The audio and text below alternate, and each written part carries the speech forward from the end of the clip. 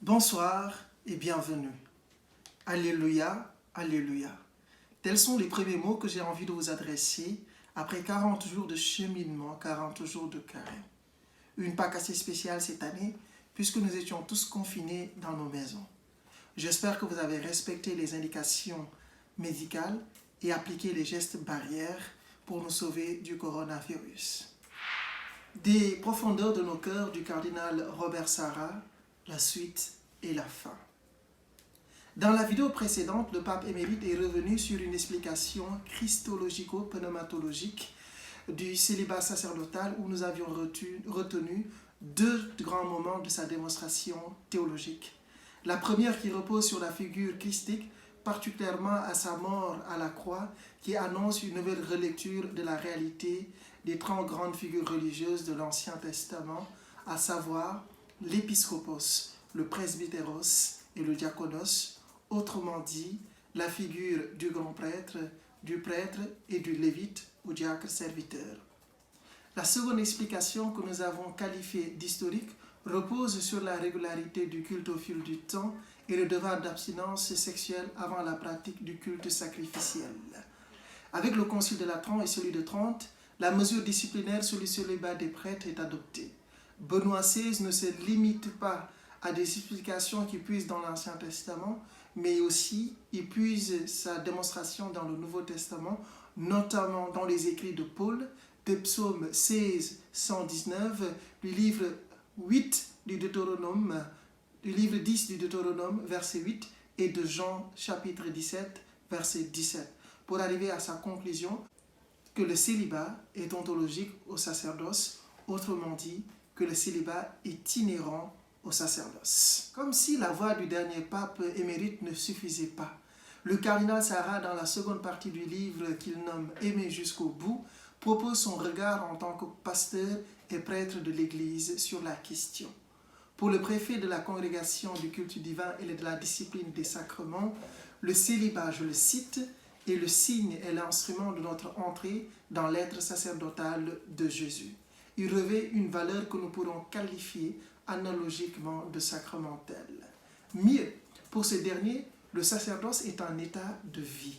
Par le biais de souvenirs précis, le préfet de la congrégation du culte divin et de la discipline des sacrements revient sur la naissance de sa vocation sacerdotale par le biais des prêtres venus d'ailleurs pour évangéliser le peuple guinéen. Et comme ce dernier élément d'antithèse de l'ordination des viri probati, le cardinal Robert Sarah dit ceci, nous le citons encore, « Le manque de prêtres ne saurait justifier une telle brèche, car encore une fois, il n'est pas une situation exceptionnelle. De plus, l'ordination des hommes mariés dans de jeunes communautés chrétiennes interdirait de susciter en elles des vocations sacerdotales de prêtres célibataires. L'exception deviendrait un état permanent, préjudiciable à la juste compréhension du sacerdoce. S'agissant de l'ordination des hommes mariés, le cardinal Robert Sarah y répond sans langue de bois. Sa position est tranchée et claire. Pour lui, je le cite, « On ne devient pas prêtre parce qu'il est nécessaire de combler un besoin de la communauté et qu'il faut bien que quelqu'un occupe le poste. » Pour lui, encore nous le citons, le célibat est le signe et l'instrument de notre entrée dans l'être sacerdotal de Jésus. Il revêt une valeur que nous pourrons qualifier analogiquement de sacramentelle. De même, il n'hésite pas aussi à prendre des positions fermes et de discuter l'avis des voix basses de ceux qui veulent un renouveau du célibat sacerdotal en citant l'exemple des prêtres de l'Église catholique d'Orient où une bonne partie du clergé est mariée. Sans doute, étant dans le secret de Dieu, le cardinal Robert Sarah nous informe que beaucoup des femmes des prêtres mariés du clergé de l'Église d'Orient souffrent de l'abstinence répétée de leur mari, qu'elles vivent leur souffrance dans la force du silence pour reprendre un des titres de ses livres. Outre cela, il précise que beaucoup de fidèles préfèrent se confesser auprès de prêtres célibataires que vers des prêtres mariés. Pour le cardinal guinéen, le célibat des prêtres ne trouve pas sa justification dans la mesure disciplinaire comme beaucoup le prétendent, mais plutôt à ses racines dans le domaine spirituel et pastoral. Si Benoît XVI prend la source de sa réflexion théologique dans l'Ancien et dans le Nouveau Testament, il nous faut rappeler que le cardinal Robert Sarah puise l'ensemble de ses réflexions par rapport à ses convictions religieuses, mais par rapport surtout à ses convictions de prêtre et de pasteur.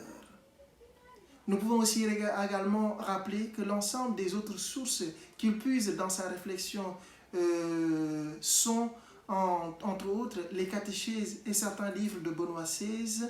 Et aussi, nous avons l'exhortation post-apostolique de Jean-Paul II, d'Abobis, sur la formation des prêtres à l'état actuel. Après que nous avons rappelé la position des deux rédacteurs du livre, il importe de s'interroger pourquoi ce livre fait polémique. Où fait-il polémique?